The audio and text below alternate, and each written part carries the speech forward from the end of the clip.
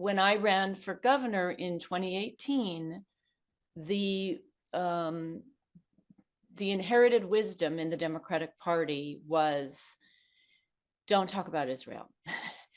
That it's a third rail, and don't look too closely, don't talk about it. I am not Jewish, but in college I went to Israel. I toured a number of cities. I loved what I saw. And there were people who were talking to me about divestment and things like that, and during the campaign, but many more people were saying just sidestep it. Yeah. And then I think that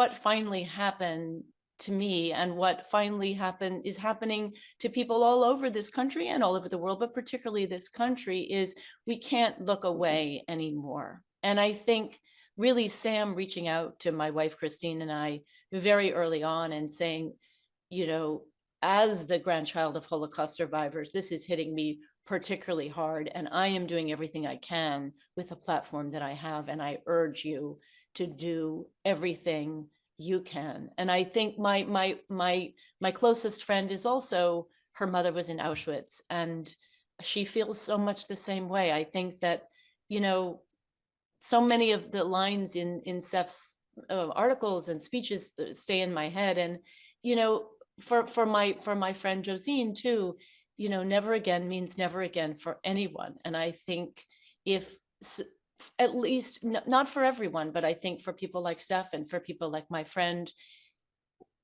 being the descendant of a Holocaust survivor and recognizing the signs, even though this time it Yeah. is not directed against Jews, I think just makes it is re-traumatizing, but it's like, I recognize it. I recognize this when I see it, and I must do everything in my power, because we look back at things like the Holocaust or the Rwandan genocide or so many things in history, and we say, how could so many people have Yes. by and allowed this to happen? And I think, in Sam speaking to, I call Seth Sam, but I use both. But speaking to me, one of the things he said was, I have to do everything I can do, because I don't want history to move on and people who are looking back at this moment to be able to say that there were not Jews who did everything they could, and including putting their bodies on the line.